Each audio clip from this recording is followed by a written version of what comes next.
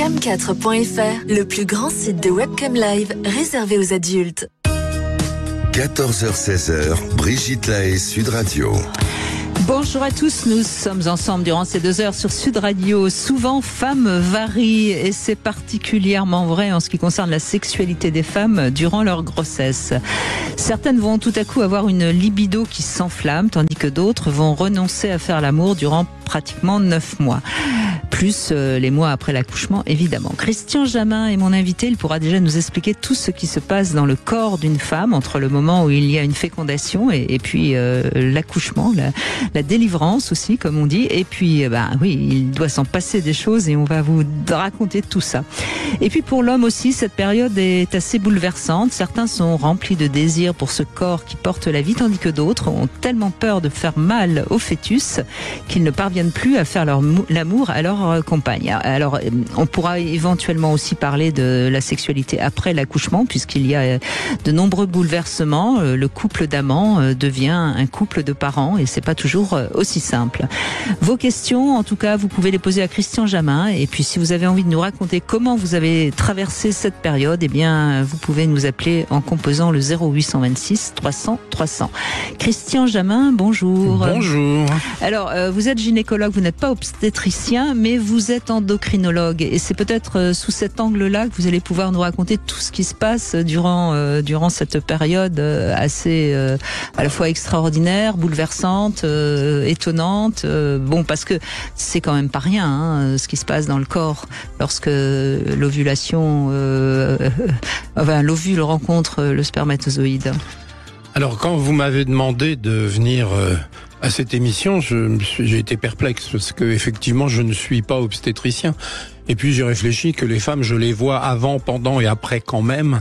Oui. Et donc, on parle beaucoup de la grossesse et de la sexualité pendant la grossesse. Alors j'ai réfléchi, ça m'arrive, et je me suis posé plusieurs questions. C'est-à-dire, si on parle de la grossesse elle-même, il y a le problème de balistique, si je puis dire, c'est-à-dire que de faire l'amour avec un gros ventre juste en dessous, c'est pas très simple.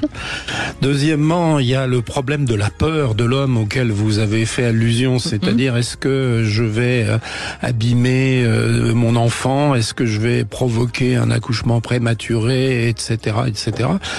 Et puis, surtout, là, moi, ce que je vis, c'est les conséquences de la sexualité pendant la grossesse sur la vie sexuelle après la grossesse et sur le devenir des couples.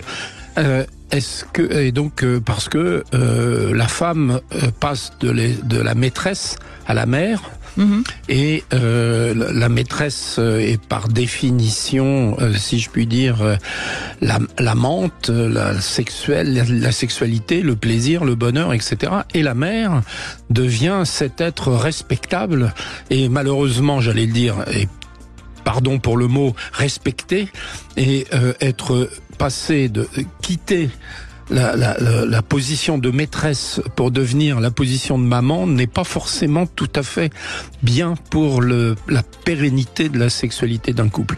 Et ça, c'est un sujet, je pense qu'on va beaucoup en parler. Oui, on va parler de tout ça. Alors, peut-être déjà, Christian Jamin, on dit souvent que la sexualité pendant la grossesse, il y a les 3 premiers mois, les 3 mois d'après et les 3 derniers mois. Les 3 mois du milieu étant les mois les plus propices à un débordement sexuel. Vous êtes d'accord avec ça ? Alors ça, je ne sais pas, je n'ai pas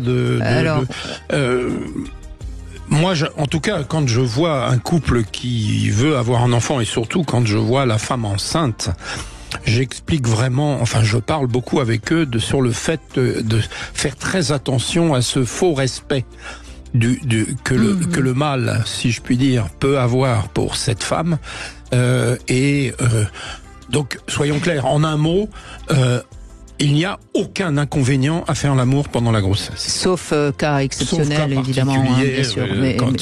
Donc déjà, il faut dédramatiser cela. Tout simplement parce que le fœtus, il se trouve dans l'utérus, c'est pas dans le vagin, et que entre l'utérus et le vagin, c'est quand même assez étanche.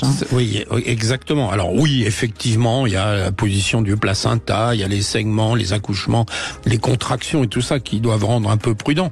Mais je pense que la première chose à retenir, c'est qu'il n'y a pas d'inconvénient du tout à faire l'amour pendant la grossesse. C'est même, à mon avis, très recommandé, justement pour éviter ce passage de l'image de la femme maîtresse à la femme maman.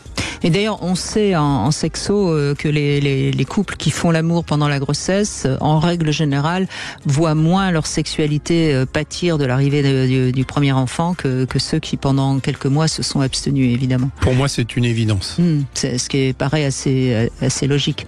Et alors, on dit aussi que pendant les 3 premiers mois, la femme, parfois, il y a un changement dans son corps qui parfois provoque des vomissements, des choses très désagréables, et que du 3e au 6e mois, il y a une sorte d'euphorie qui généralement améliore la libido.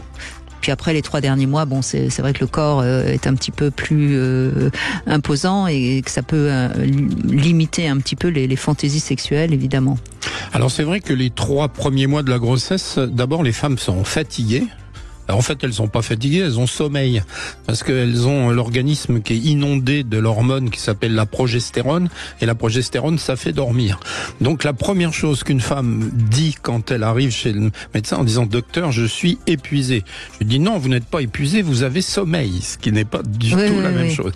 Et puis, il y a effectivement...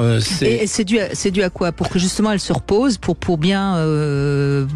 pour que le corps puisse bien mettre en route le fœtus. Alors ça, si vous voulez, on pourra reparler de ça parce qu'il me faut une émission entière pour parler des rapports entre l'humeur et l'ovulation, et donc la sécrétion de progestérone. Oui. On en parle beaucoup. J'ai eu l'occasion de faire quelques conférences là-dessus. Maintenant, je suis inondé de femmes qui viennent me voir pour troubles de l'humeur après l'ovulation, et donc la progestérone peut donner la même chose.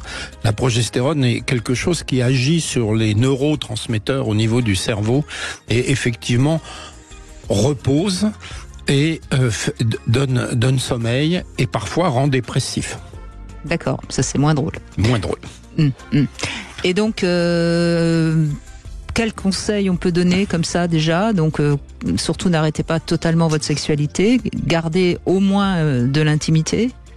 Le conseil, c'est celui que j'ai donné au départ, c'est-à-dire que la grossesse, c'est un état qui ne contre-indique pas du tout la sexualité, et que, au contraire, il faut être très vigilant que cette grossesse, comme vous l'avez dit, n'altère pas la relation entre l'homme et la femme, parce que, encore une fois, si la femme devient la mère de son mari, si je puis dire, c'est pas bon du tout pour la sexualité future. Donc moi, j'insiste sur le fait qu'il faut tout faire pour rester coquin. Oui, en même temps, on le sait, vous n'êtes pas trop psy, Christian Jamin, mais comment on sait non, mais parce que souvent on en a parlé dans cette émission, mais on sait aussi que tout va dépendre aussi de la manière dont sa propre mère a vécu le fait de devenir mère, son propre père, etc. Il y a tous ces enjeux-là qui se mettent inconsciemment en place, et c'est peut-être pour ça que si jamais vous avez un problème pour faire l'amour durant la grossesse, c'est peut-être pas mal de en amont déjà d'aller nettoyer tout ça, non? Probablement, parce que comme vous l'avez dit, je suis assez peu branché sur l'aspect psychanalytique des choses, et j'avoue mon incompétence. Non, mais vous n'êtes pas incompétent, en tout cas pour parler de sexualité durant la grossesse. Vous, a priori, comment dirais-je, après l'accouchement, en revanche, c'est assez normal qu'il y ait une pause. Hein. Là, on peut le comprendre. Oui, quand mais même. Là, on y a un problème physique, c'est-à-dire qu'il y a les douleurs, il y a Là, c'est tout à fait normal. Et puis après, il y a les problèmes de contraception après l'accouchement, dont on pourra dire un mot tout à l'heure. Oui, combien de femmes se sont fait avoir juste après Juste après, pas juste après, mais qui sont persuadées.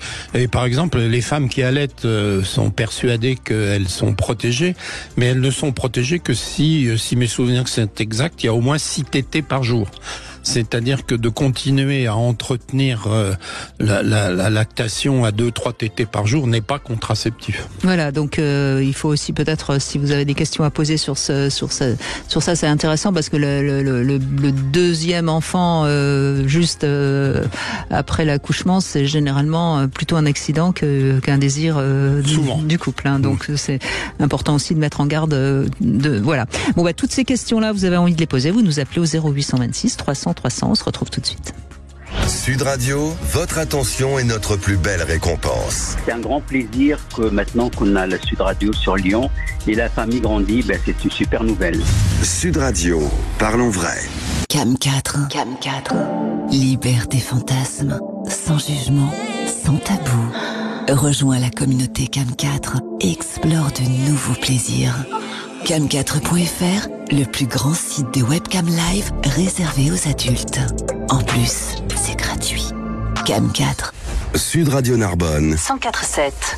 Sud Radio, 14h-16h, Brigitte Lahaie, Sud Radio. Nous sommes aujourd'hui avec Christian Jamin, un gynécologue endocrinologue, et on peut répondre évidemment à toutes vos questions que vous pourriez vous poser. La sexualité durant la grossesse, après l'accouchement. 0826 300 300, et on commence avec Georges qui n'est pas enceinte, quoique maintenant on ne sait jamais. Hein. Bonjour Georges. Bonjour Brigitte et bonjour à votre invité. Non, je suis pas enceinte. Enfin. Oui, moi je voudrais rebondir un petit peu sur ce que vous aviez dit, donc c'est-à-dire dans l'introduction. Effectivement, moi je suis 2 fois papa, donc il y a eu 2 grossesses et 2 grossesses complètement différentes, et vis-à-vis de la sexualité c'est complètement différent. Et avec la même femme, hein, donc j'imagine. Avec la même femme, évidemment. Oui. Ouais. Enfin, moi, oui. Je sais pas, les autres sont... Oui, bien sûr. Non, mais... Et donc, effectivement, si la première grossesse, la libido était vraiment développée, la deuxième, c'était pas ça. Et puis voilà, donc après, l'une n'est pas l'autre. Moi, j'ai trouvé la première grossesse où elle devient désirable. Je trouve qu'il y a un charme dingue quand après il y a la poitrine qui évolue, il y a le corps qui évolue. Moi, elle était un petit peu maigre, donc ce qui fait que le fait d'être un peu plus en forme, c'était bien. Finalement, c'était agréable. Et puis évidemment, pour les positions, le face-à-face, c'est compliqué. Voilà. Surtout sur la fin de la grossesse, évidemment. C'est pour ça qu'on conseille toujours les petites cuillères, qui est la position adaptée au... Mais en tout cas, vous, ce corps qui se transforme, ça vous a excité dans la... Moi, vraiment, je trouve qu'il y a vraiment un charme. Et puis, le fait de devenir maman et moi père aussi, je sais pas. Il y a quelque chose qui est très attirant, je trouve. J'ai trouvé que c'était très attirant. Après c'est plus elle qui décide que c'est plus sa femme qui décide que l'homme, hein, là-dessus. Voilà. Et alors, en quoi la deuxième, ça a été moins riche sur le plan de la libido? Alors là, je suis incapable de vous l'expliquer. Enfin, vraiment. Le premier enfant c'était une fille et le deuxième c'est un garçon. Est-ce que c'est lié à ça? J'en sais rien. Je suis incapable d'expliquer, vraiment. Mais c'est elle qui n'avait pas de désir lors de la deuxième grossesse. C'est ça. Elle avait quel âge la fille quand elle est enceinte la deuxième fois? Il y a pas tout à fait 4 ans d'écart. Hein. Oui. Donc ça fait à peu près ça. Donc forcément, il y a l'attention à avoir. Enfin, après, il y a la vie de tous les jours. Peut-être il y a ça aussi qui fait. Il y a l'activité. Il y a tellement de paramètres qui font que la fatigue aussi. Je sais que votre invité en parlait. Il disait qu'effectivement, Madame est un peu plus fatiguée qu'à l'habitude, on va dire. Et c'est surtout le fait de continuer à rester actif finalement. Hein. Je pense que ça y joue beaucoup, mine de rien. Et donc vous êtes toujours ensemble aujourd'hui? Non. Et votre sexualité après la deuxième naissance a reprise ou pas? Ouais, c'était beaucoup moins fréquent. Et je pense que voilà, après c'est le fait d'avoir plusieurs enfants. Je veux dire, après la vie change vraiment, c'est plus la même vie. Hein. C'est exactement, oui, vous avez dit sur les enfants plus que on devient sur nous au final. Hein. On devient une famille, un couple de parents, et on oublie un peu. Oui, c'est un peu ce que je disais en introduction, c'est-à-dire qu'on passe d'un couple très sexualisé à une famille, et donc effectivement c'est moins érotique. C'est ça, oui. On a moins le temps, tout simplement. Je pense qu'il y a un peu de ça, même s'il faut le forcer, mais il y a moins le temps. Il y a la fatigue aussi, en fonction de l'activité qu'on a. C'est moins évident. Oui, mais encore une fois, je voudrais répéter que je ne suis pas sûr qu'il y ait des critères objectifs. Il y a aussi la façon dont on se vit l'un l'autre. C'est-à-dire, on se vit parents, on ne se vit plus couple sexué, si je puis dire. Il doit y avoir un peu de ça, oui. Pardon.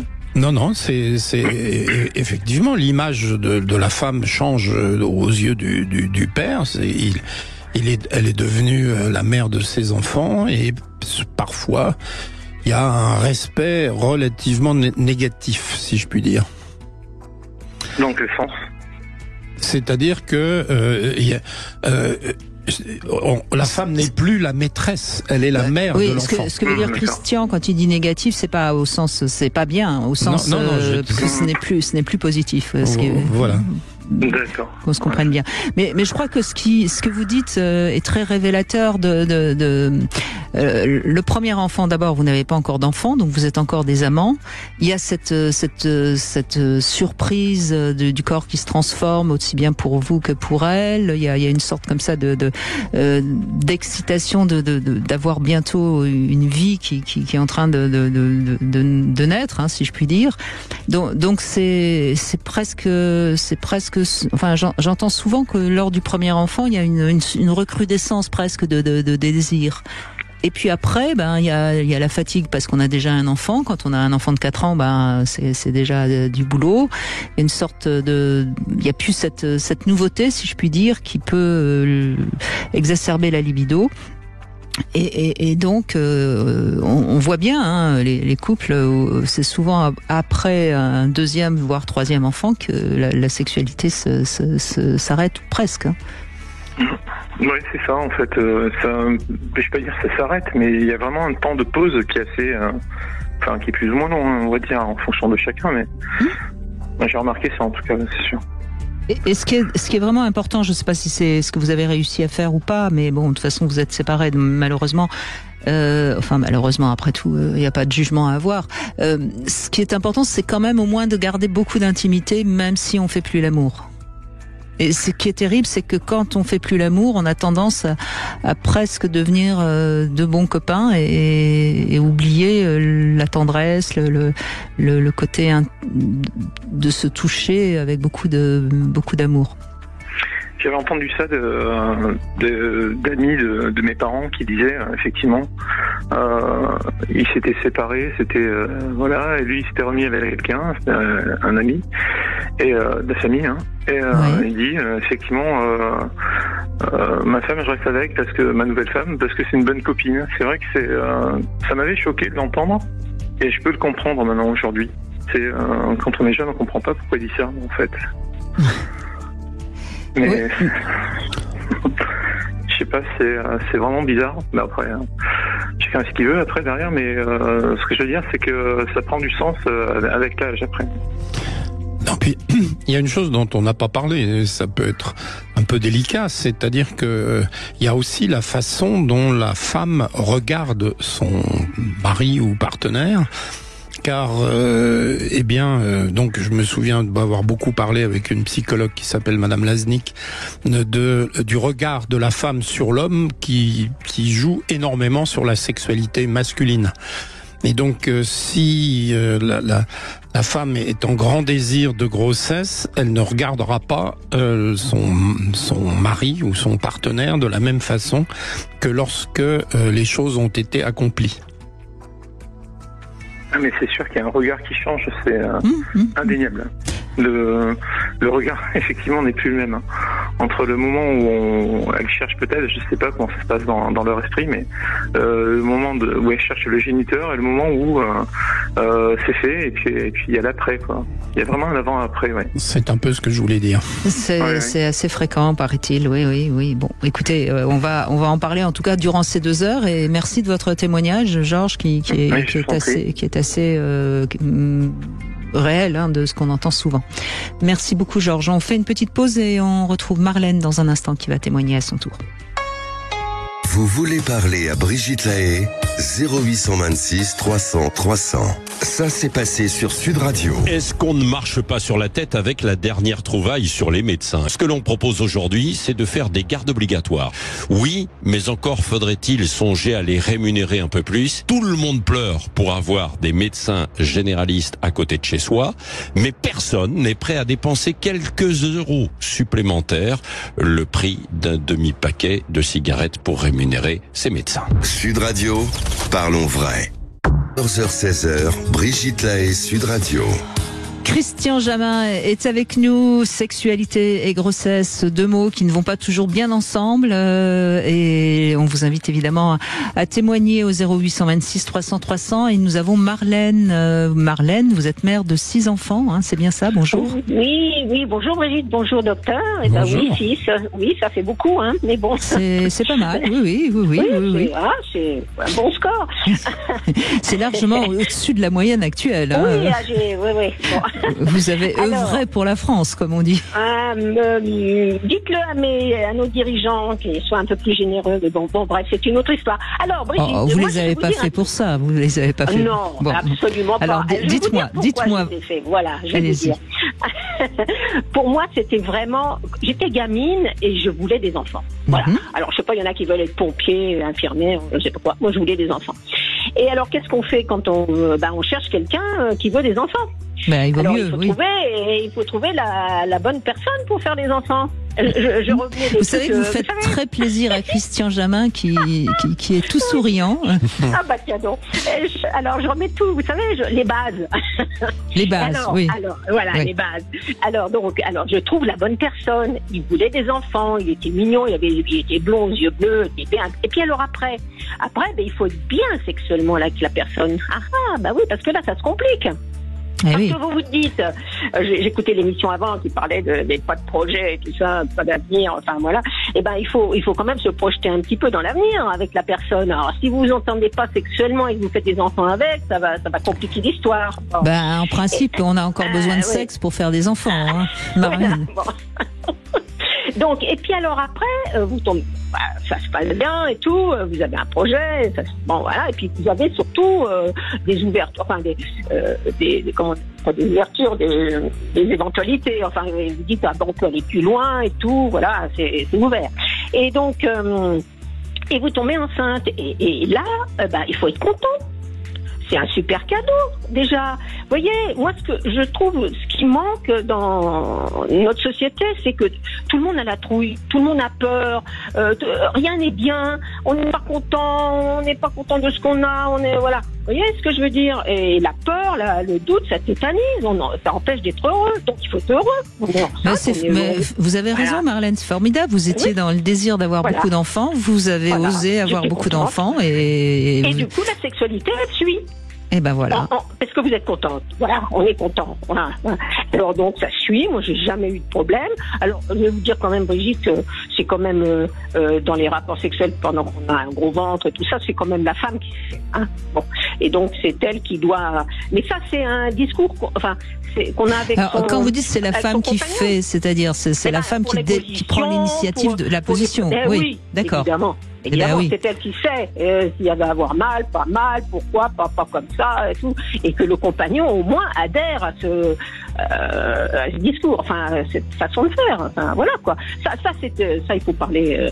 Il faut que le couple, ça s'appelle couple. Donc vous avez eu 6 enfants avec le même homme, si j'ai bien compris. Ah oui, avec le même. Oui. Enfin bon, je l'ai usé. Il a pris une infirmière après pour le soigner parce que sûrement, le pauvre homme, il n'aurait pas tenu. Qu'est-ce que vous entendez par qu'est-ce que vous entendez par il a pris une infirmière? Pour le soigner, pour sa vieillesse, parce que moi, 42 ans de mariage, je l'aurais usé, vous vous rendez pas compte après. Il n'y avait plus d'avenir. Voilà, bon, bref.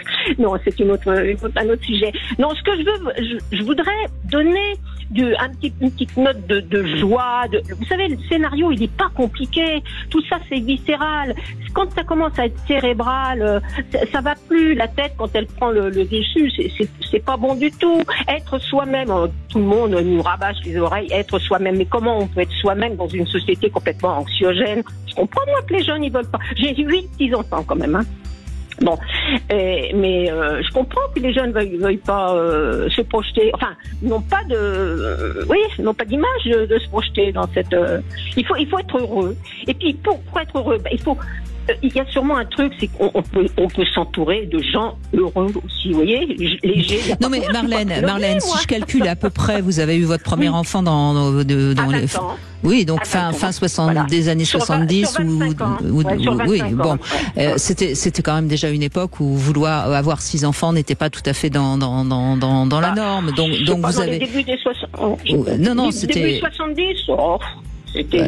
C'était après 68, l'amour libre. Oui, bien sûr, mais c'était pas la norme non plus. Mais vous avez eu envie, vous avez réalisé votre désir, et on entend dans votre voix toujours ce dynamisme, malgré que vous n'avez plus 20 ans. Donc ça montre bien que quand on réalise ses désirs, on est heureux. Oui. Et puis aussi s'entourer de gens heureux et légers. Parce que je vous dis, vous rencontrez 8 personnes sur 10 qui font la tête. Franchement, ça vous donne pas envie. Et moi, je connais plein de monde, vous imaginez bien. Et les gens, quand ils sont avec moi, ils disent, ce qu'on aime bien, c'est ton énergie, tout ça. On a envie de parler, d'échanger des choses. Et puis, vous savez, docteur, je sais pas si vous vous rappelez, dans les années 80, il y avait une association qui s'appelait la Ledge League. C'était pour aider les femmes à allaiter. J'en faisais partie, pour aider les femmes, pour les déstresser, pour qu'elles allaitent leur bébé, parce que c'est les femmes, c'est pour les bébés, hein. Et donc, et on peut s'entourer encore aujourd'hui d'associations de gens, de trouver les infos à l'autre bout du monde. Enfin, je sais pas quoi. On est dans un, c'est vraiment possible d'être bien, d'être soi-même. Voilà, c'est ça. Mais il faut, ça demande, tout coûte, tout demande quelque chose, tout. Vous voyez, même d'être heureux, ça demande quelque chose. Ça demande le vouloir. Ça demande, voilà. Alors donc, et puis la sexualité avant. Moi,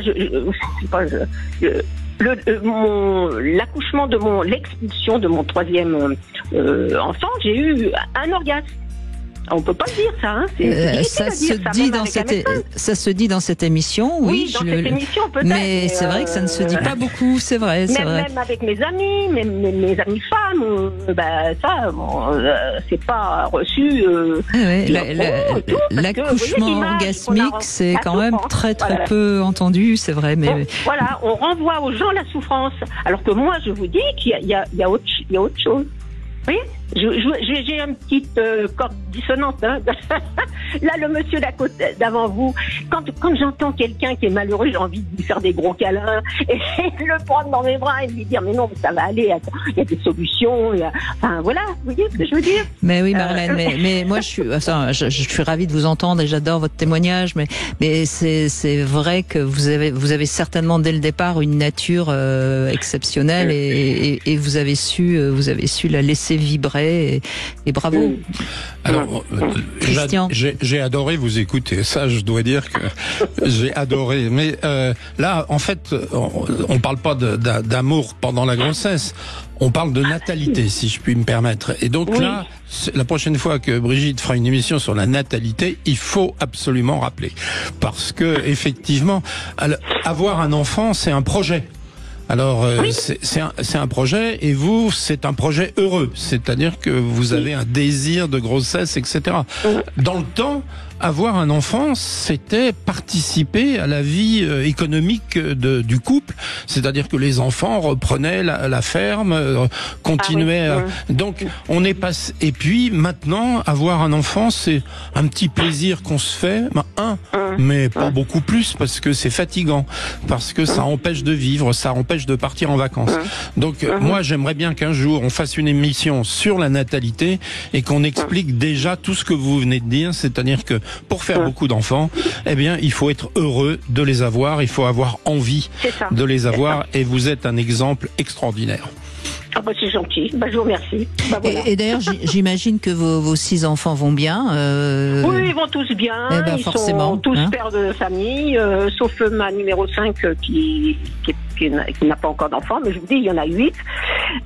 J'étais même étonnée que mon dernier, qui a 28 ans, a eu un petit là dernièrement, alors qu'ils étaient pas, ils étaient très dans le boulot. Vous savez, il faut avoir un boulot, à maison, une voiture, nanana. Mais moi, je leur ai toujours dit. Vous avez oublié le chien. Hein. Mais moi, je leur ai souvent dit, vous avez le boulot, la voiture, la piscine, la maison, et puis après, vous pouvez plus en avoir. Ah bah c'est ballot. Ouais, vous avez oublié le téléphone portable. Non mais il faut, voilà. Non mais c'est pas, il y a qu'un faucon. C'est être heureux, parce que vous savez, le temps passe vite, hein. Et le bilan, c'est comme en comptabilité, c'est à la fin, hein. Donc ça vient vite, et qu'est-ce qu'on va retirer de tout ça? Je veux dire, qu'est-ce qu'on va, c'est bon, voilà, c'était viscéral de toute façon à la base. Et puis vous êtes d'une famille nombreuse aussi, non, Marlène? Pas du tout. J'ai qu'un seul frère. Non. Oui, donc on voit bien que là, c'était vraiment votre désir. Oui. Ah oui. Que vous avez. Oui. Et puis ce qui est remarquable, parce qu'on entend votre joie, votre énergie, votre élan vital, hein, comme j'aime dire. Mais enfin, on sent quand même qu'il y a eu de la réflexion. C'est-à-dire, vous avez cherché un homme qui était capable de partager votre choix de vie. Vous avez pas fait ça avec 5 hommes différents. Oui, mais comme je vous ai dit, c'est bien beau de trouver la personne qui veut des enfants, mais après sexuellement, est-ce que ça colle? Ah ben, il vaut mieux que ça colle, parce que sinon on tient pas la route, c'est vrai. Oui, et puis avoir un projet dans le sexe. Est-ce que le sexe avec cette personne-là va continuer et ouvrir sur des possibilités, des perspectives? Voilà, c'est pas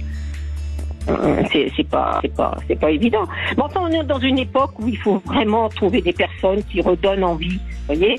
Et voilà. Parce que c'est un peu... écoutez, je crois que votre témoignage donne envie, Marlène. Voilà, donnez mon numéro de téléphone, hein. Il n'y a pas de souci. Je rigole. Bon, merci Brigitte, merci docteur, à bientôt. À bientôt Marlène, merci à vous. Victoria nous rejoint, c'était formidable. Hein. J'ai adoré. J'ai adoré. C'est ça la vie, hein. Mais je répète, c'est Bonaparte qui disait gouverner, c'est un projet. Et donc gouverner sa vie, c'est aussi un projet. On ne parle pas que de politique, parce que là, on serait embarqué un peu loin. Mais c'est vrai que quand on a un projet de vie, on est quand même plus heureux. Mais j'ai toujours dit qu'il fallait donner du sens à sa vie. Vous appelez ça un projet. Moi, je dis qu'il faut donner du sens à sa vie. Pourquoi on est en vie, à quoi on a envie de servir. Et il faut connaître ses désirs, ses vrais désirs, et pas les désirs que nous imposent les médias ou nos parents ou je ne sais qui. Ou la publicité. Ou la publicité, absolument. Victoria, bonjour. Bonjour Brigitte, bonjour Christian. Bonjour. Eh bien justement, je vous pose cette première question. Quelle note vous donneriez à votre élan vital? J'ai pas dit la libido, hein. J'ai dit cette énergie vitale qui fait qu'on a du désir, pas forcément sexuel, mais qu'on a du désir. Quelle note vous lui donnez? Moi, je suis au taquet aussi. Je suis comme Marlène. Oui, parce que même s'il y a des moments plus bas, j'ai toujours cette petite flamme. Alors, il suffit de souffler un petit peu dessus pour qu'elle soit plus grande. Mais non, j'aime la vie énormément et je me mettrai. J'ai toujours, même si des fois ça peut être un peu plus faible. Non, mais l'énergie vitale, c'est ce qui me fait me lever tous les matins. Merci la vie, bonjour. Hein, voilà, c'est. Voilà. Eh ben, formidable. Tant mieux. Moi, j'adore entendre ça. Oui. D'ailleurs, Sud Radio, au lieu de dire, ça pourrait être le nouveau slogan de Sud Radio. Avec Sud Radio, ayez des projets. Avec Sud Radio, on a du désir. Gardez la flamme. Et on allume la flamme. C'est pas la flamme olympique, hein, surtout. On allume la flamme de tous les jours. Tous les jours, le matin, on a la flamme qui est en nous. Bon, alors, deuxième question. Est-ce que vous préférez les gros ou les petits pénis? Ah non, les gros. Les gros, bah oui. Ouais. Enfin, tout est relatif à remarquer. Oui, voilà. Pas trop gros non plus, faut pas exagérer, voilà. Et dernière question, parce que c'est une question que je pose de temps en temps aux femmes, parce que je la pose pas aux hommes, parce que de toute façon c'est toujours. Mais est-ce que vous vous masturbez souvent? Par période, oui. Par période, oui, mais pas toujours. Non, pas toujours. J'ai remarqué que ça pouvait m'aider justement pour l'énergie vitale. Alors moi, je fais un exercice, Brigitte, quand j'ai un orgasme. Alors quand je suis avec mon partenaire, c'est encore mieux. En réalité, j'imagine que cet orgasme se déploie dans tous mes membres, dans tout mon corps, dans toutes mes cellules. Et c'est comme si j'absorbais cette énergie. Et enfin, je sais pas si vous voyez ce que je veux dire. Je vois très bien, et vous avez totalement raison. Vous vous laissez envahir par cette vague orgasmique. Et j'essaie de le garder et de le maintenir le plus longtemps possible. Alors je sais que ça dure pas non plus très longtemps, mais quelques instants, et me dire voilà, là c'est génial, ça me donne une énergie de dingue. Et j'ai remarqué que souvent après un orgasme, j'étais beaucoup plus décontractée, ça c'est sûr, mais beaucoup plus productive. Hein. Si je devais par exemple réfléchir sur un sujet, travailler sur quelque chose, c'est comme si ça me redonnait la créativité. Exactement. En faisant cet exercice, justement. C'est-à-dire qu'on peut avoir un orgasme et puis juste apprécier le moment, mais non. En réalité, il faut vraiment se poser et ressentir tout ce que ça donne comme vibration, comme décharge de positivité et d'énergie. Et ça, j'aime bien faire ça. Donc, vous avez bien raison. Voilà, je peux être amenée à me masturber justement pour ça aussi. Pour reprendre un souffle, en fait. Voilà. Écoutez, moi, je trouve qu'on a deux messages, deux témoignages en suivant qui nous donnent envie de vivre, hein, franchement, Christian. Si on mélange les deux, c'est encore mieux. Et vous pouvez poser une question à Christian Jamin. Victoria, il vous écoute, allez-y. Alors, oui, Christian, moi, la question que je me suis toujours posée, j'ai eu des retours parce que j'ai eu des amis qui vivaient en Amérique latine, et pour eux, la vasectomie, les hommes, c'était jamais un problème, et bien au contraire, ils en parlent beaucoup de façon très ouverte. Et je trouve que nous, en France, malheureusement, on est au niveau de la pilule, de tous les moyens contraceptifs, c'est un peu trop tourné vers les femmes. Et moi, ça me gêne. Je me dis, mais pourquoi est-ce qu'on partagerait pas? Alors, je sais que tout à l'heure, on a eu un auditeur qui a parlé de sa vasectomie, qu'il avait regretté, etc. Mais moi, j'ai le sentiment qu'aujourd'hui, on peut faire mieux et que la recherche devrait aussi aller dans ce sens-là. Parce que, voilà, je trouve que c'est pas juste. Et personnellement, moi, j'ai pas pu prendre la pilule pendant longtemps pour x raisons, et j'ai eu une vie sexuelle qui a été, comment dirais-je, tourmentée à cause de ça. C'est-à-dire, je me suis fait beaucoup de soucis parce que je voulais pas tomber enceinte, parce qu'en plus, moi, je suis quelqu'un qui tombait enceinte très facilement. Et je trouve que parfois, c'est un peu injuste. Alors, je me demande pourquoi est-ce qu'on est un petit peu en retard là-dessus. Est-ce que vous avez des réponses, ou est-ce que vous pensez que c'est dû c'est un fait de société, en réalité, dû à notre culture. Voilà. Alors, indiscutablement, c'est culturel. C'est-à-dire qu'il y a des pays, je pense au Canada par exemple, où la vasectomie est extrêmement répandue, et en France très peu. Mais alors, pendant que vous parliez, là, je réfléchissais à la réponse. Et en fait, la médecine française a été toujours plus médicale très fortement médicale que chirurgicale. Et donc, par exemple, quand on voit qu'une femme a une endométriose, une adénomiose, des fibromes, etc., pendant des années en France, on a donné des médicaments, alors que dans les autres pays, on opérait. Et donc, j'ai l'impression qu'on est un peu dans le même cas, c'est-à-dire que pour la contraception, les Français ont été très impliqués dans la recherche sur les contraceptifs, et on est resté très médical. et très peu chirurgical du fait que c'est irréversible. On leur a trouvé on a trouvé tous les défauts possibles à la chirurgie définitive, y compris d'ailleurs dans le fait d'enlever les trompes ou de les ligaturer. Donc oui, je pense que culturellement, alors il faudrait essayer de comprendre pourquoi, la France est plus médicale et moins chirurgicale que de nombreux pays. Est-ce que c'est pas aussi les pays latins? Quoique non, le Brésil c'est un pays latin. Oui, non. Et puis aux États-Unis, on opère beaucoup et ils ont quand même. Non, je pense que c'est très culturel. Ça c'est sûr. Oui. Et donc ça vaudrait le coup de réfléchir plus loin.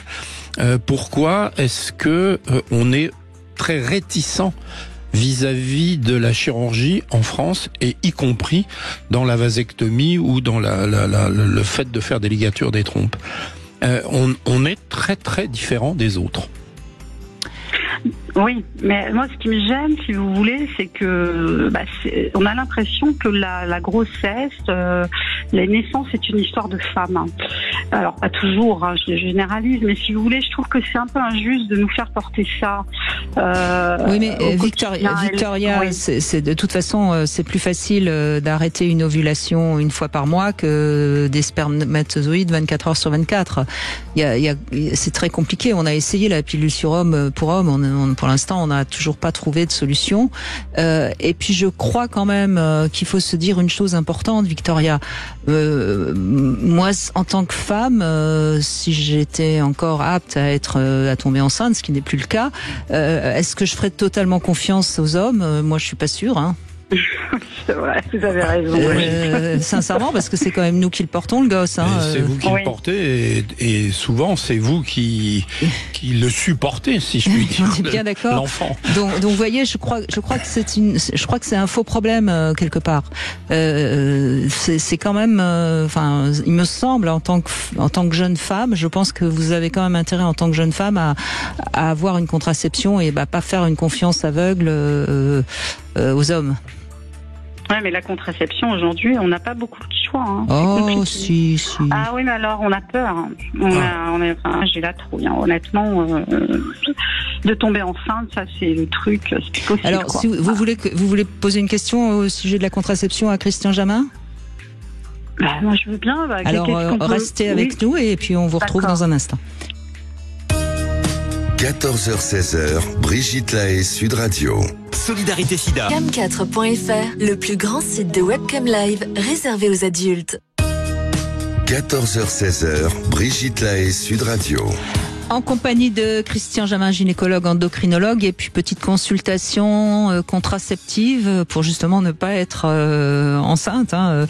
Victoria, donc vous avez des difficultés à trouver une contraception qui vous convient visiblement, hein, c'est ça? Donc je vous laisse c'est ça. avec Christian. Et puis en réalité, c'est de refaire un peu le point parce que on nous dit que finalement on est féconde un peu avant l'ovulation, on l'est aussi pendant les règles.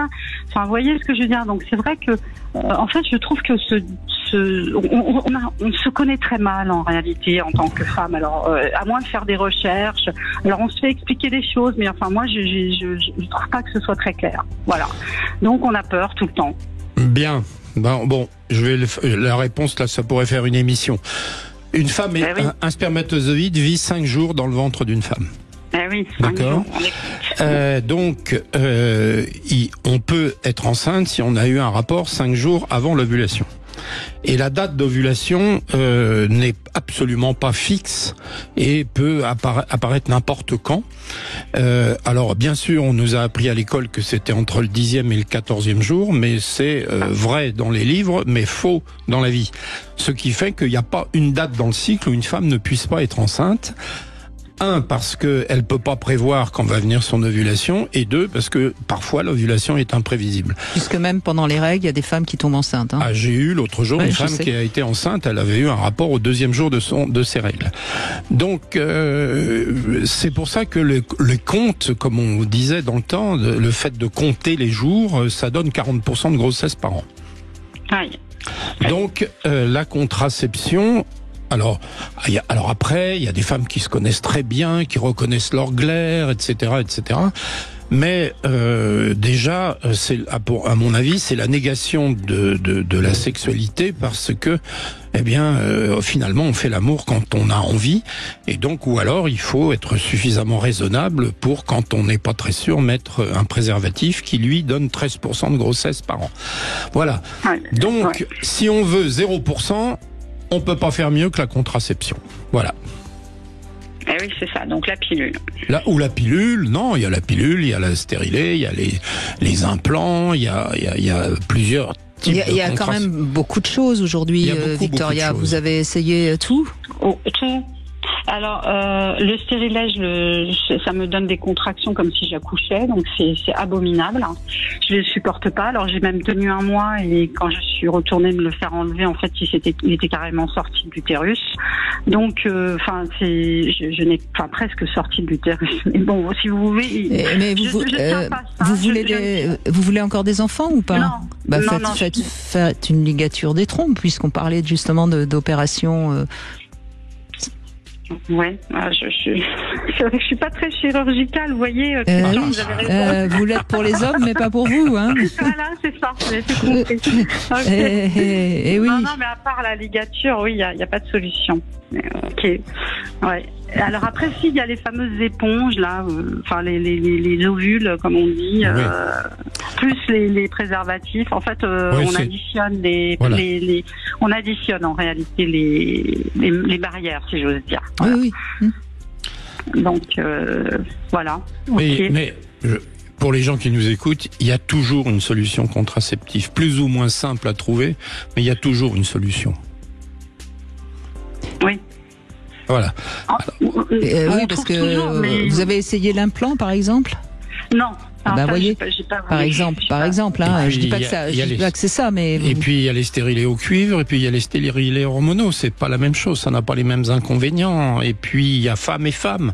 C'est-à-dire il y a des femmes qui ont des règles douloureuses et très abondantes. Il faut pas leur mettre un stérilet au cuivre. Il y a des femmes. Je vais pas faire un cours sur la contraception, bien sûr. Mais il y a, quand on connaît bien le sujet, il y a toujours une solution. Donc, cherchez un peu, changer de gynéco, je sais pas, Victoria. Oui, je pense que c'est ça. Mais... Il faut changer de gynéco, je pense. C'est pas moi qui l'ai dit. Non, c'est moi qui le dis et je suis libre, donc je peux le dire. Non, et puis je crois, Victoria, il y a aussi une chose qu'il faut comprendre. Quand on est prête, le maître arrive. Et peut-être que si vous n'avez pas trouvé jusqu'à présent, c'est peut-être pas par hasard. Voilà. Moi, c'est le sens que je donne souvent à la vie et vous en ferez ce que vous voulez. Non, mais je suis d'accord avec vous, Brigitte, c'est vrai. Eh ben, merci alors, Victoria, en tout cas de ce témoignage. Et puis, on donne une petite devinette parce que celle-là, je l'ai trouvée juste pour Christian Jamin, qui est gynécologue. Quel est le point commun entre un chien et un gynécologue myope ? Vous avez le temps des infos pour me trouver la réponse. Et on se retrouve après. Chérie, viens voir ce que j'ai trouvé chez Jiffy. 14h-16h, Brigitte Lahaie, Sud Radio.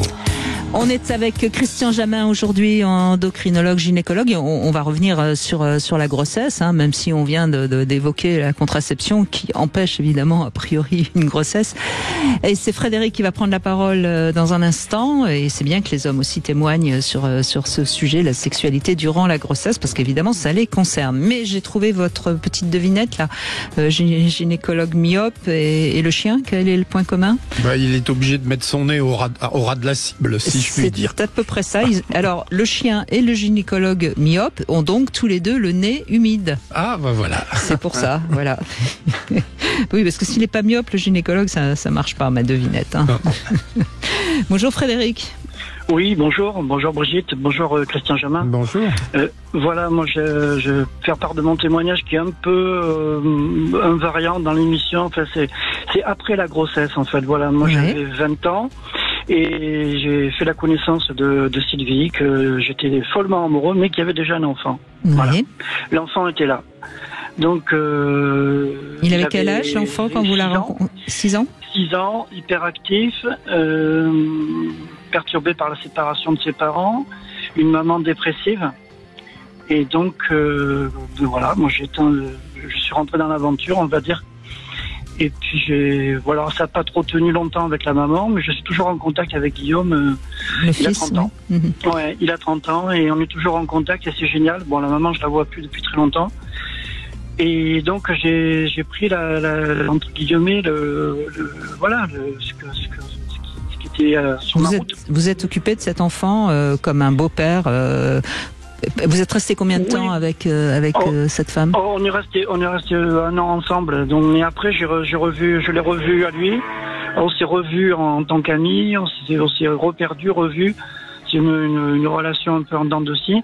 Mais par contre, je sais que je pense qu'avoir compté beaucoup, sans prétention, pour amener un peu de joie, de bonheur, de sortie, de pique-nique.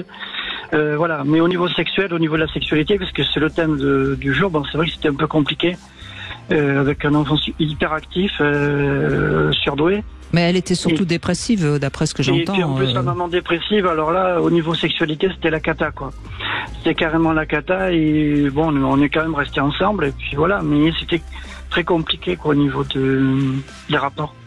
Mais ce qu'il faut quand même toujours rappeler, puisque je suis en présence d'un endocrinologue, je vais peut-être te dire quelque chose qui sera pas exactement correct, mais en tout cas, on sait que quand une femme est dépressive, ou un homme d'ailleurs, il y a le messager de la sérotonine qui circule pas très bien et qui donc nuit à la libido. C'est quelque chose donc c'est très compliqué. Il faut soigner et je le rappelle, la dépression est une maladie qui se soigne. Donc, ce qui ne veut pas dire pour ça qu'il ne faut pas parallèlement suivre une thérapie pour comprendre pourquoi on est dépressif, mais il faut d'abord soigner la dépression et en l'occurrence, visiblement, ça n'a pas été fait. Et l'alcoolisme, en plus. Oui, c'est une autre maladie. Oui, non, mais là j'avais carrément le gros lot.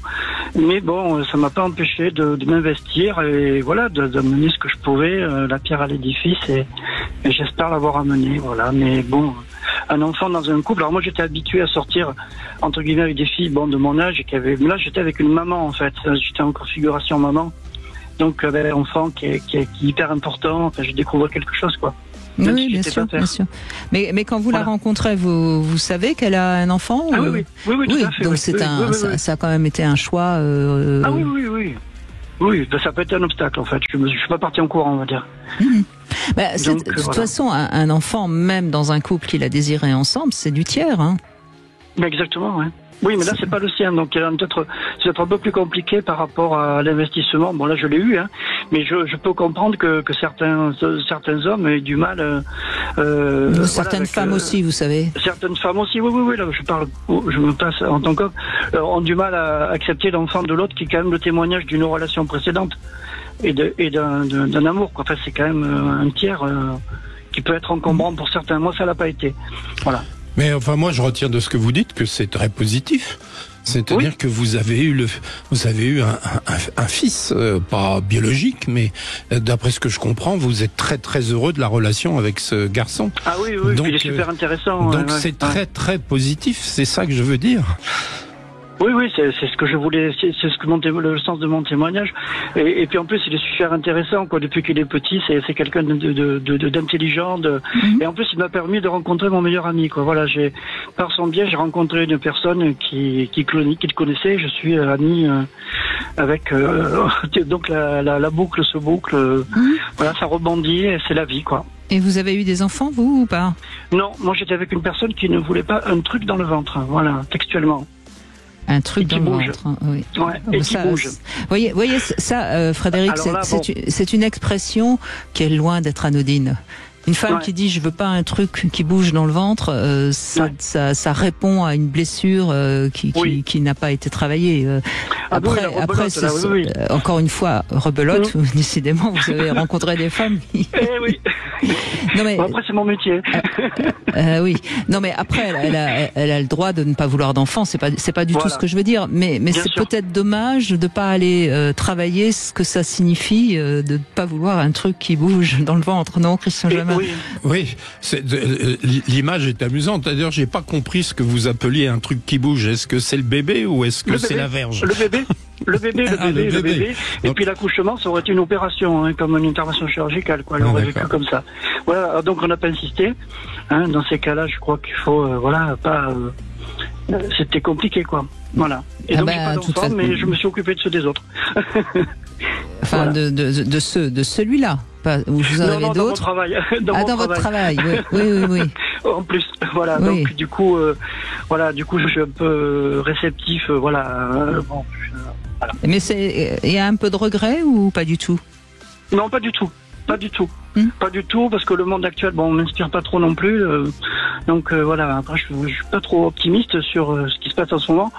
Et du coup, j'ai encore moins de regrets, oui, franchement. Bah, écoutez, vous savez, les enfants d'aujourd'hui, peut-être qu'ils vont faire un monde meilleur. Hein. Moi, il faut leur laisser cette. Ah oui, on va y croire. Il faut y croire, hein. Oui. Bien sûr. Oui. Est-ce que vous croyez qu'il y a eu un temps dans l'histoire de l'humanité où il n'y a pas eu d'inquiétude sur l'avenir? Donc, je pense que notre époque est incertaine, mais elles l'ont toujours été. Donc, c'est plutôt la façon dont on la regarde. Tout à fait. Puis puis la manière dont on propose des choses. Moi, je suis un enfant des 30 glorieuses, donc. Oui, voilà. Moi, je pense que c'est ça qu'on ne dit pas assez, c'est que on a connu une période extraordinaire où tout paraissait possible et toujours mieux. Entre les années 68 et on va dire 90, à peu près. On a connu une période où on avait l'impression que rien n'allait s'arrêter, que le progrès était en pleine expansion, que tout était possible, etc. Et puis il y a eu une récession, plein de choses qui sont en train de les problèmes écologiques, etc. Mais Christian Jamin, vous avez totalement raison. Quand on est au début du XXe siècle, c'est pas plus gai. C'est pas terrible. Hein. Et puis là, l'inquiétude ou la béatitude à laquelle vous faites allusion, c'est parce que c'était la France. Mais vous étiez en Chine à l'époque, c'était pas vraiment drôle non plus. Donc l'avenir est sombre dans des endroits différents à chaque moment, mais il est toujours sombre. Ou pas, suivant comment on voit. En fonction de son optimisme. Regardez, quand on entend Marlène et même Victoria, elle porte des lunettes roses. Hein. Donc, oui, mais pour en revenir. Portons des lunettes roses. Oui. Et pour en revenir juste au début de mon témoignage, elle était heureuse d'avoir un enfant. Cet enfant avait été voulu, c'est pas un accident. Et je lui ai dit, en cas de l'amour, ton fils sera heureux, quoi. Voilà ce que j'ai donné comme un message. Le principal, c'est je vais pas y arriver, je suis pas assez bien pour lui. Voilà, donc j'ai boosté, je lui ai fait lire Dolto. Voilà, écoutez, en tout cas, vous avez certainement été important pour cet enfant, parce que quand on a une maman dépressive et un père qui visiblement est parti, c'est sûr qu'on a besoin de résilience. Hein. Donc, et d'image paternelle, d'image d'homme aussi, pour la construction. Bien sûr. Voilà, il y a ça aussi. Eh bien, merci de ce témoignage, Frédéric. Merci à vous, merci à votre émission. Merci beaucoup. Je vous en prie. Alors, on fait une petite pause et puis on se retrouve dans un instant avec vos témoignages, bien sûr, au 0826 300 300. Vous pouvez témoigner quoi que vous ayez envie de dire, puisqu'on parle vrai sur Sud Radio. Sud Radio, votre attention est notre plus belle récompense. Je vous remercie énormément au niveau de Sud Radio de tout ce que vous faites pour donner la parole aux sans-voix, parce que sur nos médias nationaux, personne n'en parle. Sud Radio, parlons vrai. 14h-16h, Brigitte Lahaie, Sud Radio. Nous sommes avec Christian Jamin, aujourd'hui gynécologue endocrinologue. On évoque notamment la sexualité durant la grossesse, et c'est Léa qui veut réagir. Bonjour Léa. Bonjour Brigitte, bonjour Christian. Bonjour. Eh bien, on vous écoute. Vous avez eu 2 enfants, je crois. Oui, tout à fait. Ça, Donc 2 grossesses différentes. Et je dirais que, effectivement, alors... Je vais mettre 2 catégories. Si on a une grossesse qui se passe plutôt bien, déjà on a une plus grande disposition à la sexualité ou à la rencontre avec l'autre, et c'est beaucoup plus simple, même s'il y a des petits hicks, de pouvoir en parler, de pouvoir vivre les changements sans problème. Donc ça a été mon cas pour la 2e grossesse. Par contre, pour la première grossesse, où il y avait plus de difficultés, des craintes, et puis j'étais beaucoup plus jeune, j'ai remarqué qu'il y avait un impact forcément conséquent sur la sexualité. Ça ne veut pas dire qu'elle était absente, mais que si vous avez des appréhensions ou des problèmes qui mettent en danger soit votre enfant, soit votre santé, vous avez déjà à avoir une appréhension. Oui. Voilà. Et donc, je dirais que ça, c'est le premier facteur d'influence. Et puis le deuxième, c'est comment vous vivez votre grossesse, comment le compagnon peut s'intégrer dans toute cette transformation.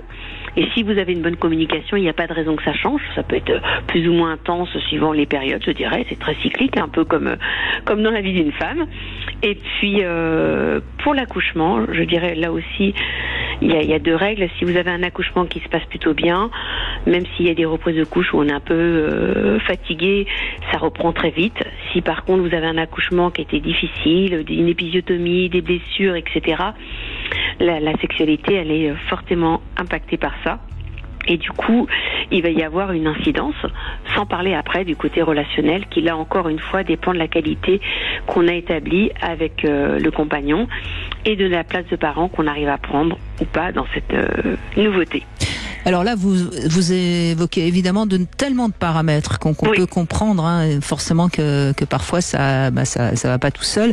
Mais vous avez dit une chose qui me paraît importante à relever. Vous avez dit la première grossesse, il y a des peurs, et ça me paraît important de revenir sur ce sujet parce que je suis pas sûre que justement on parle beaucoup de ça avec son gynécologue et pourtant ça serait bien. Est-ce que Christian Jamin justement c'est assez normal d'avoir peur pour quelque chose qu'on ne connaît pas. Enfin, je veux dire. Bien entendu. Et puis, on a tous des exemples autour de nous où la grossesse s'est plus ou moins bien passée et on ne retient que les mauvais souvenirs, bien sûr. Voilà, donc. Mais bon, le rôle aussi de l'obstétricien qui suit la grossesse, c'est d'expliquer que dans l'immense majorité des cas, tout se passe bien et de rassurer. Oui, mais je suis pas sûre qu'ils le fassent tous, ou elles le fassent tous. Oui, ou qu'on soit forcément très à l'écoute quand on est soi-même angoissé. C'est ça, puis je dirais après, alors pour avoir vécu pas mal d'expériences, alors moi c'était des petites peurs où j'ai pris le temps de discuter. Alors j'avais quand même une grossesse qui était un petit peu à risque, donc j'ai été très encadrée et j'ai pu en discuter pleinement, ce qui m'a permis d'avoir une sexualité malgré tout sur cette première grossesse, mais je l'ai un peu retardée. Et ce que j'ai trouvé intéressant, c'est qu'on l'a ici expliquer aux compagnons, ce qui n'est pas toujours le cas. Oui. Et le fait qu'on l'explique aux 2 personnes, de savoir ce qui se passe, pourquoi on a peur, quelles sont les craintes, quelles sont les difficultés, ça permet après de pouvoir revisiter les choses, de comprendre qu'il y a un impact physiologique et après de pouvoir petit à petit effectivement de rassurer et de se dire voilà, il y a des petites angoisses qui sont naturelles et puis d'autres qui sont démesurées et qui peuvent embêter la grossesse alors qu'elle n'a pas lieu d'être. Voilà. Mais ça, on a beaucoup avancé. Hein. Les hommes sont beaucoup plus maintenant, comment dirais-je, invités à aller aux échographies, aller suivre. Il y a notamment la pneumonie aussi qui est très bien pour les couples. Enfin, ça doit certainement beaucoup aider à ce que la grossesse et la sexualité restent quelque chose une histoire de couple, quoi. Oui, et puis je dirais aussi, là encore, ça me fait penser à ma deuxième grossesse où des fois le papa peut avoir peur lui-même. C'est-à-dire qu'il n'y a pas vraiment, s'il n'y a pas de problème particulier de santé, il n'y a pas de problème de sexualité non plus, elle peut varier, mais normalement on est content d'avoir un enfant, je sais bien. Donc généralement la sexualité, enfin moi je me souviens pour mon deuxième enfant, c'était allé jusqu'au bout pratiquement, on va dire 3 semaines avant, où il fallait s'arrêter un peu parce que le bébé était très proche de sortir, donc il y a quand même quelques petites conséquences, mais si on explique bien les choses, il n'y a pas de raison de vivre quelque chose de difficile ou de différent, en tout cas sur la grossesse. Après, voilà, tout dépend de la forme, mais si le compagnon il a pas de peur non plus. Mais c'était pas le même père, donc j'imagine. Non. D'accord.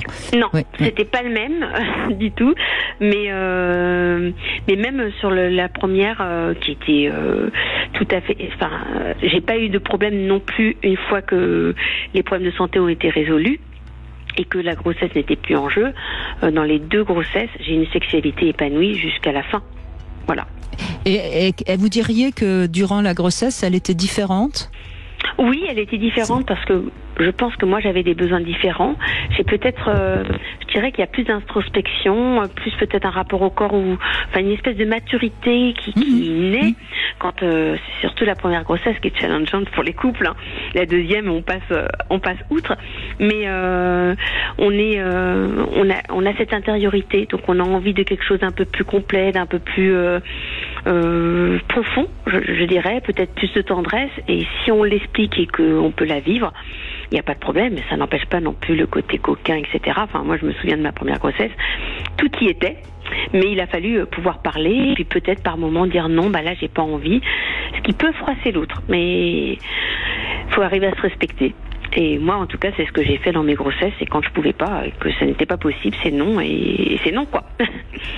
Oui, eh bien, bravo, parce que de toute façon, c'est ça qui est important, hein, c'est savoir communiquer et savoir dire non. Il n'y a pas, qu'on soit enceinte ou pas d'ailleurs, hein. Ça serait bien de temps en temps aussi de le rappeler. Et donc après l'accouchement, donc oui, le temps qu'il faut pour que le corps se remette, et puis ensuite la sexualité, s'il y a eu sexualité pendant la grossesse, elle reprend. Elle reprend.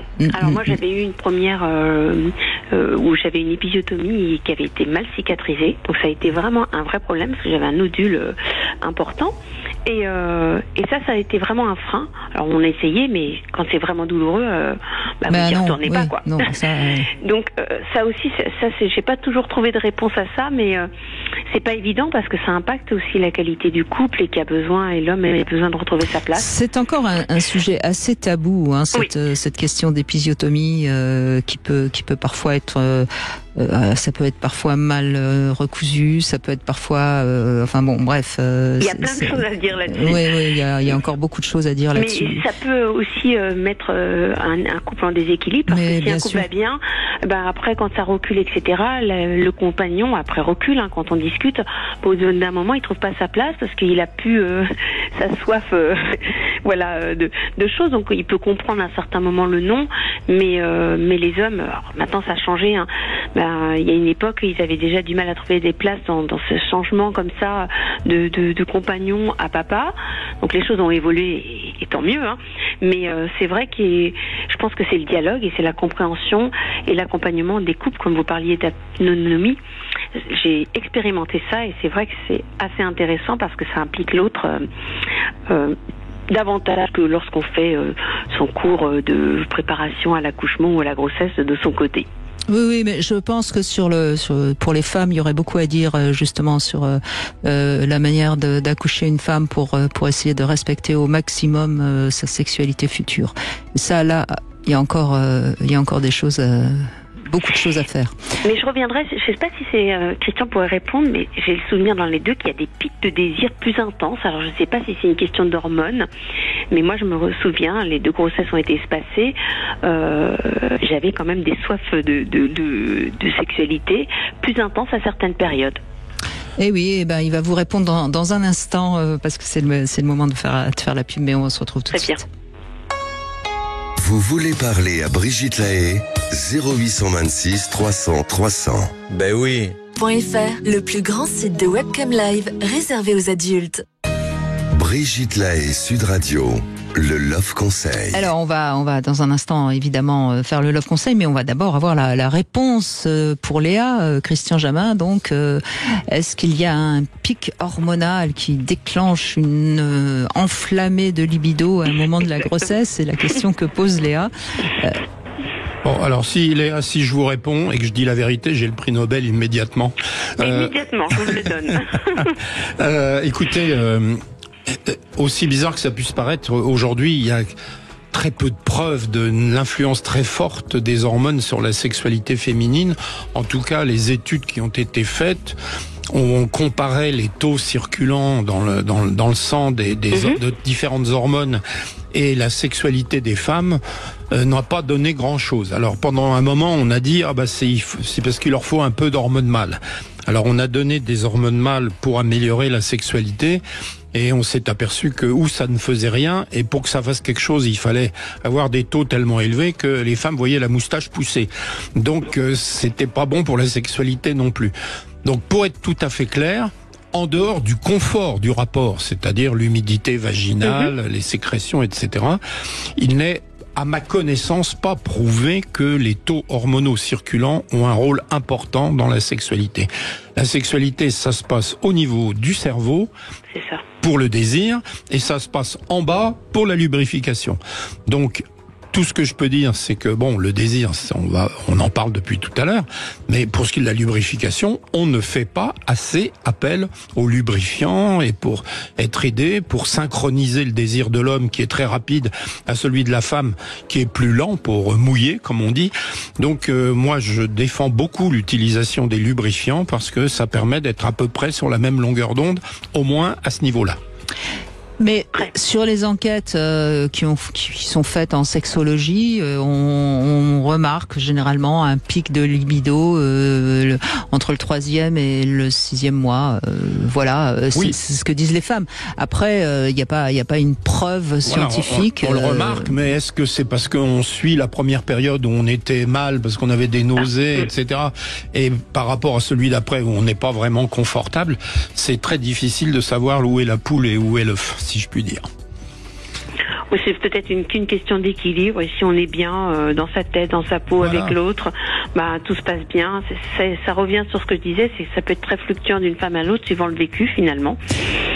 Moi, sur un plan encore une fois un peu psychologique, je crois quand même que lorsqu'on est en train de donner la vie et qu'on sent en soi quelque chose qui est quand même un élan vital, on parlait tout à l'heure, que tout d'un coup ça libère des désirs et des envies. Moi, ça me paraît plutôt normal et assez sain. Après, il y a évidemment des femmes qui sont trop dans la position de la mère, et à ce moment-là, ça peut couper complètement leur libido tellement elles veulent protéger ce futur enfant. Vous voyez, Léa, je crois que ça va dépendre de la manière dont on vit sa grossesse en tant que femme, si on la vit en tant que pouvoir qu'on a, parce que c'est quand même un pouvoir extraordinaire que de créer la vie. Je veux dire, les hommes nous envient ça quand même. Beaucoup d'hommes nous l'envient, et donc ça peut multiplier le désir sexuel. Mais si on est trop dans une sorte de mère qui protège sa couvée, à ce moment-là, ça peut couper la libido et la sexualité, parce qu'on se dit non, on va pas laisser le pénis rentrer dans la zone interdite, vous voyez. C'est ça, puis ça c'est encore une histoire d'information effectivement et de peur, parce que si on est bien informé et qu'on dépasse ses peurs, peut-être que quand on a 20, 25 ans, on n'est pas trop à l'aise avec son corps, ou on le connaît pas forcément. Bien sûr. Et donc du coup on se dit j'ai peur, et donc l'autre il va devenir intrusif quelque part. Puis quand on a eu peut-être 1, 2, 3 enfants, on se dit oula, ça va, tout va bien de ce côté-là. La mère a déjà fait l'expérience, ou les parents ont déjà fait l'expérience d'être parents, donc il y a aussi une autre approche qui fait qu'on se dit tout va bien. Donc je pense que c'est une question de temps, d'environnement, et puis d'aisance personnelle, comme vous dites, et puis de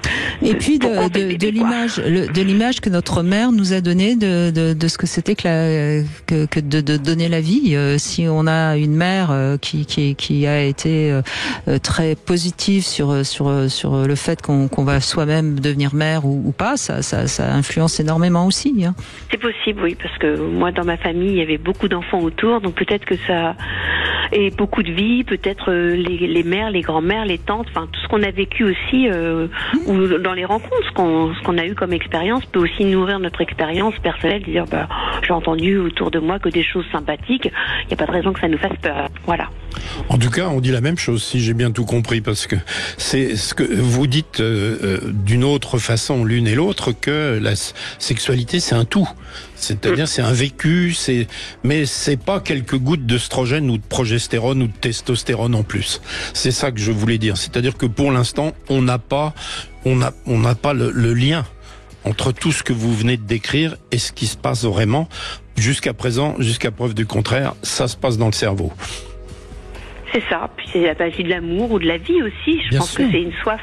Quand on a la sexualité, ça s'inscrit aussi dans l'amour, dans le partage, dans quelque chose, une expérience. Donc, elle est plus ou moins bien vécue si elle fait partie d'un tout. Alors que pour moi, avec le recul, si la sexualité, elle est que mise dans cet objet de sexualité, très vite les choses posent problème. Si c'est mis dans un tout. C'est tout le problème de la sexualité qui n'est que reproductive, et qui finalement, perd tout son côté mystère, etc. Oui, bien sûr. On ne fait pas l'amour uniquement pour se reproduire, sinon ce serait bien triste. Hein. Il faut s'entraîner beaucoup. Voilà, c'est ça. Voilà. C'est vrai. Merci beaucoup Léa de votre témoignage, merci beaucoup. Alors le Love Conseil, la question du Love Conseil, faut-il se forcer à faire l'amour? Évidemment que non, hein, on va pas répondre oui. Évidemment qu'on ne se force pas à faire l'amour, mais attention, parce que dans un couple, si on attend que le désir nous emporte, on risque en effet de plus faire l'amour du tout. Et c'est ça qui est important à comprendre. Le désir, quand on se rencontre, il nous envahit, il est là, et il y a une attraction des corps qui nous donne envie de faire l'amour. Quand on est ensemble depuis de nombreuses années, c'est pas tout à fait le cas, et notamment le soir, on est fatigué, la journée, on n'a pas toujours l'esprit à ça. Et c'est pour ça que je crois que c'est vraiment important de se créer des moments pour se retrouver sexuellement, parce que si vous attendez que le désir vous saute dessus, eh bien, ça risque en effet de ne plus tellement vous arriver souvent. Et moins on fait l'amour, moins on en a envie. C'est un peu comme le reste.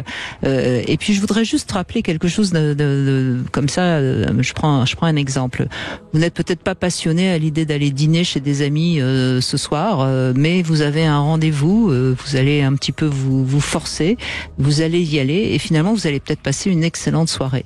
Et donc, pourquoi refuser à votre partenaire ce moment agréable qu'il sera normalement aussi pour vous? Voilà, donc je ne crois pas évidemment qu'il faut se forcer à faire l'amour, mais il faut se forcer pour lutter contre l'habitude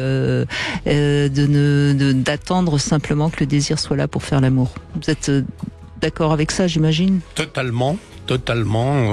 C'est vrai que, alors, les hommes ont un désir spontané plus violent. C'est sûr. Les femmes avec beaucoup moins.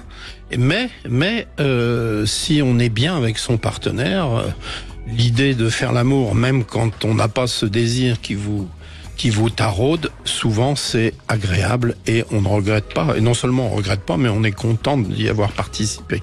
Et on se sent mieux, ça fait du bien. Et on se sent mieux, ça fait du bien partout. Ça c'est à peu près prouvé scientifiquement. Oui, ça fait sécréter plein de choses, dont les endorphines. Il n'y a rien de meilleur. Voilà, même s'il y a pas d'orgasme d'ailleurs, simplement le fait de s'être touché, de s'être retrouvé à deux, ça fait du bien. Donc ça renforce le système immunitaire. Enfin bref. Donc donnez-vous des rendez-vous régulièrement. Delphine, bonjour. Bonjour Delphine.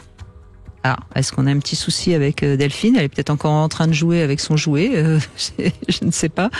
Bon, on va essayer de retrouver Delphine dans un instant. Alors justement, tiens, puisqu'on parle des jouets, pendant la grossesse, est-ce qu'on peut utiliser des jouets? Oui, s'il y a pas, si c'est pas un jouet plus trop imposant, il y a pas de problème. Hein. Voilà, mais la verge n'est rien d'autre qu'un jouet. Je dirais même que c'est le meilleur jouet, Christian Jamin. C'est un jouet qui... Alors, le problème, c'est qu'il n'est pas à pile. Il tombe parfois en panne. Il tombe peut-être un peu souvent en panne. Et là, l'autre, c'est un sexe à pile. Voilà, je ne suis pas gentil avec les hommes. C'est pas bien. Mais non, ils ne tombent pas en panne, les jouets. Puis s'ils tombent en panne, c'est peut-être un peu de notre faute. Voilà. Delphine, bonjour. Bonjour Brigitte. Alors, on joue trop avec son jouet, du coup, on n'est plus à l'antenne. Qu'est-ce que c'est que ce travail, Delphine? Ouais, j'aurais presque pu dire que vous m'avez surprise au mauvais moment. Non, je plaisante. mais ça se coulait bien dans le sujet, en tout cas. N'est-ce pas? Bon, en tout cas, c'est un magnifique jouet. Tout est beau, la couleur, la forme. C'est un jouet donc avec un côté ventouse, womanizer, et puis un côté qu'on rentre, j'imagine, pour stimuler le point G. Hein. C'est ça? Oui, alors il est décrit sur le paquet comme plutôt un stimulateur clitoridien. Et j'avoue, alors c'est étonnant parce qu'en fait on a l'impression, alors dans la boîte il est présenté comme un peu, en fait pour permettre aux auditrices ou aux auditeurs de l'imaginer, dans la boîte il est présenté un peu comme un point d'interrogation. Oui. Et en fait, Et en fait, à l'utilisation, on peut penser qu'on peut, j'ai envie de dire, alors il n'y a rien de jugeant dans ce que je vais dire, mais trivialement, on peut penser le retourner pour permettre une pénétration. Et en fait, on en avait parlé avec Bénédicte. En fait, il est décrit comme un stimulateur clitoridien. Et après quelques tests, j'avoue qu'il est bien plus efficace comme il l'est décrit que parce que c'est un peu compliqué pour la stimulation du point G. D'abord, alors pour une personne comme moi, mais ça ne concerne que moi, parce que je ne le connais pas bien. Donc après, si on le connaît bien, peut-être que c'est plus aisé, mais en tout cas, pour moi, il est surtout un excellent stimulateur clitoridien. C'est-à-dire qu'en fait, on va l'utiliser dans le sens inverse de la façon dont il est présenté. On va le tenir, voilà.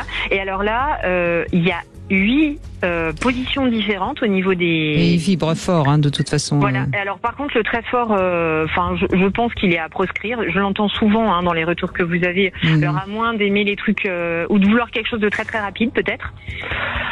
Mais sinon, quand on aime bien, j'ai envie de dire le luxe, le rythme et la volupté, et ben c'est l'objet rêvé, parce que vraiment, il permet de passer de toutes les sensations, parce que vraiment les 8 vitesses différentes, c'est à chaque fois. Alors c'est pas des vitesses, c'est vraiment 8 programmes différents avec des vibrations qui sont très différentes, mais sur une même vibration, on peut monter ou descendre la vitesse. Donc j'ai envie de dire, je m'amuse à faire un calcul rapide tout à l'heure. Je me disais 8 x 8, 64. En fait, il y a peut-être à peu près 64 combinaisons possibles. Ah oui, ça commence à laisser un petit peu d'imagination, évidemment, oui. C'est ça. Et vraiment, alors il est très très beau, il est très très doux, il est très facile. Enfin, pour les dames qui sont peut-être qui aiment bien la propreté, comme il est très facile à nettoyer. Il se recharge avec un petit adaptateur secteur. Alors c'est vrai comme toujours maintenant, c'est pratiquement. Ouais. De toute façon, c'est la marque Lelo. C'est une marque très haut de gamme. C'est d'ailleurs celle qui a fait l'enquête sur la sexualité des Français et qui a montré que. Alors je sais pas si le but de l'enquête c'était de prouver que les produits sont efficaces ou qu'ils étaient pertinents, mais alors j'avoue que pour les plaisirs solitaires c'est très adapté. La prochaine étape pour moi ce sera de le partager, parce que en fait ça jusque là, alors moi je dois vous avouer quelque chose, je suis venue à l'utilisation de jouets parce que j'ai eu le plaisir de le recevoir de votre part chez moi. Ça a été un apprentissage dans lequel je grandis et j'espère qu'on va grandir avec. Donc je tiens à vous dire un grand merci. Mais je vous en prie, merci de l'avoir testé pour nous. Mais si c'est votre premier jouet, vous avez démarré fort, parce qu'il est quand même particulièrement... Alors, c'est le deuxième, oui. C'est le deuxième. Avant, j'avais eu j'avais un peu plus petit, qui était comme un petit rouge à lèvres, mais qui était un vrai stimulateur clitoridien avec une espèce de petite languette, qui était déjà très bien, et puis il a cet atout d'être discret. Celui-là, pour mettre dans sa valise, c'est un peu plus compliqué, je dirais. Oui. Mais en même temps, si on connaît pas, on peut pas deviner que c'est un jouet. Non. Et puis il a une très belle. Très honnêtement, je vais vous faire une confidence. Quand j'étais appelée pour recevoir ce cadeau, j'étais avec ma fille dans la voiture et elle m'a dit quand tu recevras la surprise, tu pourras me le montrer. Alors je lui ai dit oui, mais j'ai surtout pas dit. Mais très honnêtement, je pense qu'en l'ouvrant devant, alors je dis pas, je suis pas en train de dire qu'il faut emmener les enfants vers ça, mais spontanément, je pense qu'un enfant ne peut pas se rendre compte que c'est un objet sexuel. Jouet. Ouais, c'est ça. Parce qu'il a cette discrétion, il a cette féminité et cette rondeur de quelque chose de très soft. De toute façon, on peut toujours dire, si un enfant se pose la question et qu'on ne sait pas quoi dire, on peut toujours dire que c'est pour se masser.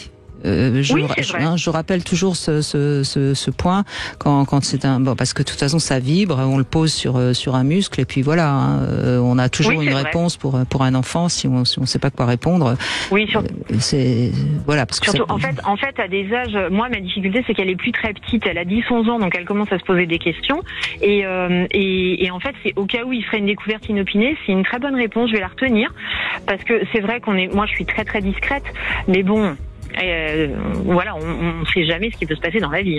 Bien sûr, il y a toujours une réponse à donner à un enfant. Faut pas mais ce qui est important, c'est de lui donner une réponse pour que justement il se mette pas. Il n'y ait pas de mystère. Mais qu'il n'y ait pas de mystère, exactement. Ou pas d'interdit en tout cas. Bon, donc vous l'avez plutôt apprécié visiblement. Vraiment, moi en termes de notes, je dirais que c'est un 9 sur 10 parce qu'en termes en termes de pertinence par rapport à un résultat attendu qui est le plaisir, c'est super. Il y a vraiment un panel. Moi je vraiment, je vous remercie pour ce cadeau parce que je pense que j'en ai pour un petit moment pour en venir à bout, de passer à autre chose. Et puis en plus, comme j'espère pouvoir l'amener dans une autre, enfin on va dire dans une autre utilisation à deux, ça risque d'être pas forcément d'autant plus long, mais en tout cas d'autant plus agréable, j'ai envie de dire. Et puis ensuite, en termes de beauté et tout ça, enfin c'est vraiment un très beau cadeau. Bon, eh ben, écoutez, on vous le laisse. Alors, il est vraiment haut de gamme, donc relativement cher, mais actuellement, il y a 20% de rabais dessus. Donc, c'est ça, 149 €. Ou alors pour faire un cadeau pour la Saint-Valentin, ça peut être un beau cadeau. En tout cas, si vous le commandez aujourd'hui, il est expédié aujourd'hui, me dit-on. En tout cas, ce stimulateur clitoris Enigma de la marque Lelo, on le trouve sur l'enseigne ruedesplaisirs.com. Merci Delphine de cet échange. Merci à vous. Je vous en prie. Petite pause et puis il est déjà temps de conclure. Christian Jamin, on se retrouve dans un instant. 14h-16h, Brigitte Lahaie, Sud Radio. Cam4.fr, le plus grand site de webcam live réservé aux adultes. 14h-16h, Brigitte Lahaie, Sud Radio. Christian Jamin est avec nous, gynécologue, endocrinologue. Nous évoquons donc la sexualité durant la grossesse et on va terminer par un message, je crois, assez positif. Bonjour Hibiscus. Bonjour Brigitte Lahaie, ainsi que votre invité Christian Jamin. Bonjour. Et je vous souhaite de bonnes fêtes, meilleurs vœux à vous et toute votre équipe. Donc à Christian Jamin, à vous, Madame Lahaie et toute votre équipe. Voilà. Merci Hibiscus. Alors donc vous avez eu une grossesse merveilleuse, je crois. J'ai eu une grossesse vraiment merveilleuse. Déjà, je l'attendais depuis longtemps. J'avais perdu déjà trois fœtus en fait, dont le dernier c'était 3 mois de grossesse. Mais je suis passée au-dessus et quand j'ai été enceinte, alors ça a été le plus beau cadeau de ma vie. Et c'est toujours le plus beau cadeau de ma vie. D'ailleurs, elle est magnifique. Et donc, quand on a eu, en règle générale, quand il y a des fausses couches, puisque c'est comme ça que ça s'appelle, Christian Jamin, c'est souvent parce que c'était pas tellement viable et c'est relativement naturel. Enfin, je veux dire, je fais attention à ce que je dis, mais c'est pas relativement, c'est naturel. C'est-à-dire qu'une fausse couche, dans l'immense majorité des cas, c'est la nature qui se débarrasse d'une grossesse non viable, avec le plus souvent des anomalies chromosomiques. Donc, et on considère que c'est tellement normal que on ne fait pas de bilan pour une fausse couche, pas pour 2, et on commence à faire des tests, parce qu'il peut y avoir des raisons médicales, au-delà de la 3e. D'accord. Donc, et moi, je dis toujours, quand je vois une femme qui a eu une première fausse couche, je lui dis, le côté positif, c'est que vous êtes fertile. Donc, et puis pour la suite, ça va aller. Et donc là, ce que vous racontez, c'est formidable parce que vous avez fait les 3 fausses couches et vous avez eu un enfant après. Et donc ça veut dire que, encore une fois, les fausses couches ne sont pas un signe d'une mauvaise grossesse pour après. Voilà, mais je crois que c'était important de le dire pour pas faire peur à ceux qui écoutent et vous en êtes la preuve puisque votre grossesse s'est passée formidablement. Pardon, excusez-moi. Non, allez-y, je vous en prie. Non, pour moi, il faut pas avoir peur parce que on se dit et puis elle est arrivée vraiment à un moment où je m'y attendais pas. J'étais en pleine activité et j'ai vécu ma grossesse et mon activité en même temps. Et le papa, je le voyais tous les week-ends parce que malheureusement, j'étais pas au même endroit. Donc nos retrouvailles étaient plutôt très joyeuses. Ma sexualité était vraiment magnifique. C'est même le papa qui me freinait en disant là, au bout d'un moment... Oh là, je peux plus, là, je tiens pas. Et je lui dis, mais non, mais moi je suis en forme, j'arrive le week-end, j'ai passé toute la semaine à travailler, et là, personnellement, je sais pas, ça doit être les hormones, mais on y va. Et en fait, le papa suivait, sans problème, jusqu'à la fin de ma grossesse. J'ai pu avoir une sexualité très très épanouie. Ça, il y avait aucun problème là-dessus. J'ai pas eu mal ni quoi que ce soit. Et je lui ai dit, ne t'inquiète pas, c'est moi qui était tellement prête d'avoir cet enfant.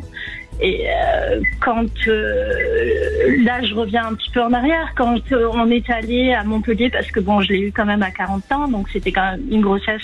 Enfin, ils appelaient ça une grossesse à risque. Pour moi, il n'y avait pas de risque.